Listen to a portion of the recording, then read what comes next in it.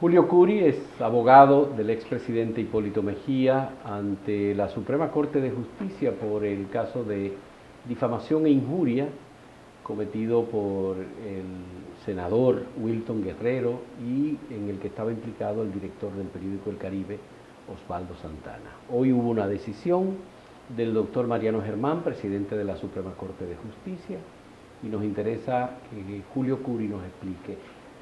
¿Es razonable el procedimiento utilizado por la Suprema para cerrar el caso? Fausto, hoy es un día fúnebre para la justicia dominicana. Y la pena es que sea el propio presidente de la Suprema Corte de Justicia quien haya abonado que haya ofrecido este ejemplo tan lastimero de injusticia.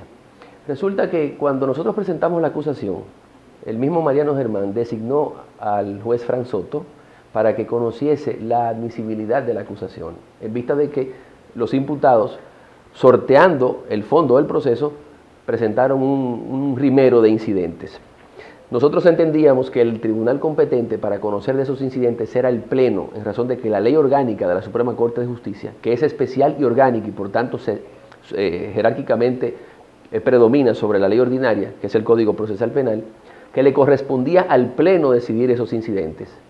Pues resulta que el propio Mariano Germán dicta un auto, revoca la decisión apoderando a Frank Soto y apodera al Pleno de la Suprema Corte de Justicia. Este es el dispositivo en el que, como se podrá ver, dispone apoderar al Pleno para conocer de la admisibilidad o no de la acusación. ¿Quién decidió esta decisión que se anunció hoy? ¿Mariano Germán o el Pleno? Mariano Germán, con la agravante de que en diciembre del pasado año el Pleno de la Suprema Corte de Justicia, a unanimidad, incluyendo la mismísima firma de Mariano Germán, admite la querella y designa como juez conciliador a Ortega Polanco. Se produce la audiencia de conciliación sin que se llegue a ninguna conciliación, pues resulta que hoy, citadas las partes para debatir en torno al fondo de la acusación, sale de sus oficinas Mariano Germán, se sienta solo y, violando el principio de la oralidad de los debates, le dispone a su secretaria que lea el auto que había él dictado, que no tiene autoridad jurisdiccional, porque él es miembro de un órgano que tiene vocación jurisdiccional, pero él no tiene esa capacidad. ¿Pero es legal la decisión de la Suprema Corte de Justicia o de Mariano Germán como presidente de la Suprema Corte? La decisión hubiese sido legal si lo hubiese dictado el Pleno de la Suprema Corte de Justicia, pero Mariano Germán, insisto, no tiene facultad jurisdiccional y por tanto, por auto, como él lo hizo, un auto dado por el presidente de la Suprema Corte de Justicia, no podía declarar la inconstitucionalidad del artículo 46 de la Ley de Expresión y Difusión del Pensamiento, ni tanto menos decidir esos incidentes. ¿En cuáles casos es factible o posible un auto del presidente de la Suprema Corte de Justicia? Para apoderar únicamente a las cámaras, a una de las tres cámaras, o al Pleno. Pero nunca para decidir una inadmisibilidad o admisibilidad. No, es buena tu pregunta porque yo sé que hay gente que dice, bueno, Subero Isa lo hacía. Claro, nosotros entendíamos, y así también lo confirmó esta Suprema Corte de Justicia, que él se excedía en esas atribuciones, porque la ley orgánica de la Suprema únicamente le confiere facultad al presidente para apoderar al Pleno en casos en materia penal, y cuando es de índole criminal, designar a un juez de instrucción para que haga, a uno de esos jueces para que haga las veces de juez instructor. ¿Y cuál es el camino que tiene Hipólito Mejía en este momento para impugnar esta decisión? Bueno, la casación está abierta. Primero, hubiésemos podido oponernos, recurrir en oposición a esa decisión, pero resulta que cuando la secretaria terminó de leer la sentencia, Mariano Germán con el mallete clausuró la audiencia y se precipitó, lo que no nos dio oportunidad ni siquiera de esgrimir argumentos para oponernos a esa malhadada decisión. ¿Y cuáles razones puede tener el presidente de la Suprema Corte para tomar una decisión como esta al margen del Pleno? Bueno, el pueblo dominicano siempre se ha dicho que es desmemoriado, pero en el año 2000, hoy Mariano Germán subió sin toga.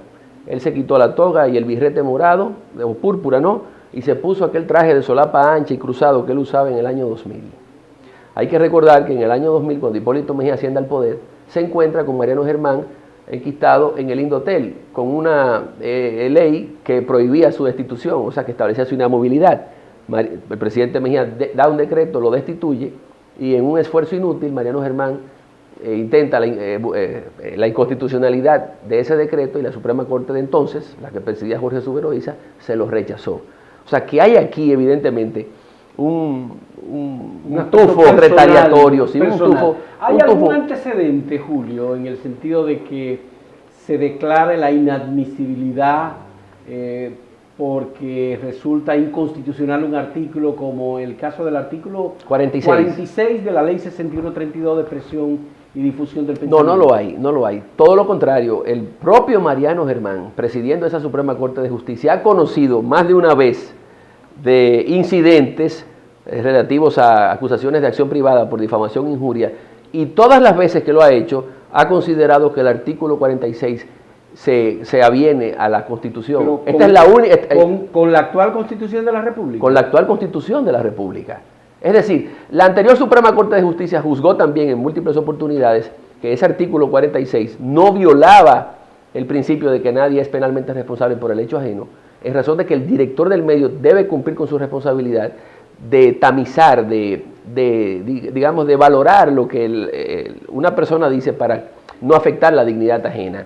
Entonces tiene la oportunidad de censurar esa información y que no vea la luz pública. Y en el caso de que Hipólito Mejía y ustedes, como sus abogados, hubiesen sometido como principal imputado al senador Wilton Guerrero. Entonces, ellos Osvaldo Santana. Entonces ellos hubiesen sostenido la tesis de que hemos puesto en causa al que la ley señala como cómplice, y no es posible encartar un cómplice sin poner en causa al autor principal, porque el artículo 46, que hoy ha declarado inconstitucional Mariano Germán, señala como autor principal del delito de la difamación al director del medio en donde se publica. Entonces, a partir de ahora, ¿el artículo 46 de la Ley 6132 es inconstitucional? No, porque es la Suprema Corte de Justicia. No, es el presidente. Y aún hubiese sido el Pleno, hay que recordar que esto fue por la vía difusa, o sea que solamente tiene el efecto relativo entre las partes.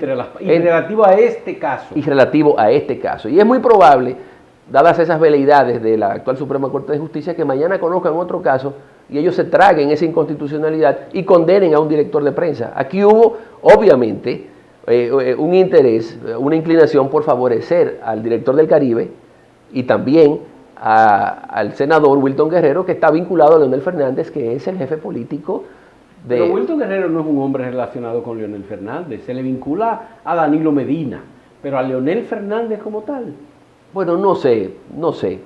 Ahora, vámonos a otro aspecto. Fíjate que ellos establecieron, o el presidente de la Suprema estableció que la libertad de expresión o de información, que es distinta a la de expresión, debe prevalecer como derecho fundamental, y que por tanto la dignidad, el derecho a la honra, aunque también es un derecho fundamental, cede el paso ante una confrontación con el derecho a la información.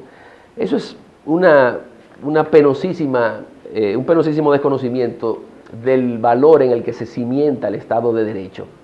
Y para no ser yo mismo, yo quisiese que fuese tú el que lea el artículo 7 de la Constitución. De la Constitución de la República, el 7. El 7 dice: Estado social y democrático de derecho. La República Dominicana es un Estado social y democrático de derecho organizado en forma de república unitaria, fundado en el respeto de la dignidad humana. ¿Fundado en el respeto? Los derechos fundamentales, el trabajo, la soberanía popular y la separación e independencia de los poderes públicos. ¿En qué se fundamenta el Estado de Derecho? En la dignidad humana.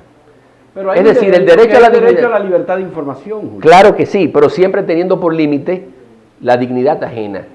Ningún medio puede reproducir una información que atente contra la dignidad ajena, porque ese es el trabajo de un director. Velar porque las informaciones que se reproduzcan respondan a la veracidad. Publicar las informaciones que entienden, favorecen a la comunidad. Sí, es cierto. Es el trabajo cierto, del director. Pero si la misma Constitución establece que el derecho a expresarse y a informar tiene por límite la dignidad o el honor, el derecho al honor que tiene el otro, no es posible que nosotros entendamos lo contrario, que informar prevalece sobre el derecho al honor. Pero bueno, de todos modos, este es un debate muy largo, Julio, en el que incluso nosotros hemos participado y entendemos que el derecho a la información está por encima de los derechos individuales, como el derecho a la dignidad, el derecho a la privacidad, etcétera. Eso es un tema de debate en los medios de comunicación. Pero no debe ser, y en el no mundo, debe ser. No debe ser, Fausto, no debe ser. Claro, todos tenemos derecho a la información, pero siempre teniendo por límite lo que es contrario a la dignidad personal. Y bueno, por ejemplo, en este caso, y lo puedo decir porque no voy a comprometer la responsabilidad del medio, que el baboso de Wilton Guerrero se despache con este absurdo de que Hipólito viajó. Fíjate que he dicho baboso, y ya de acuerdo con esta decisión del presidente de la Suprema, el acento no tiene ninguna responsabilidad.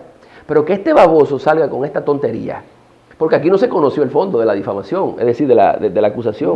No llegó a conocerse el fondo. Él logró eludir ese debate a través de este tecnicismo, porque él fue favorecido, obviamente, por una interpretación caprichosa del presidente de la Suprema Corte de Justicia. Entonces ustedes van a recurrir al Pleno de la Suprema Corte de Justicia. Bueno, perdón, yo decía que él lo diga y que se publique, aun cuando atentó y verdaderamente laceró la dignidad del presidente Mejía, y sobre todo en días previos al torneo electoral, no tuvo ninguna consecuencia para el director, y no debe ser así, Fausto. Yo creo que los medios deben cuidarse de publicar informaciones que sean comprobables. Ahora, ¿qué nos queda? Recurrir en casación, y posteriormente, si no nos favorece el Pleno, pues entonces revisarla, intentar una revisión constitucional. En el Tribunal Constitucional. Exacto. Bueno, muchas gracias a Julio Curi, abogado del expresidente Hipólito Mejía, con este caso de difamación e injuria. Hasta nuestra próxima entrevista.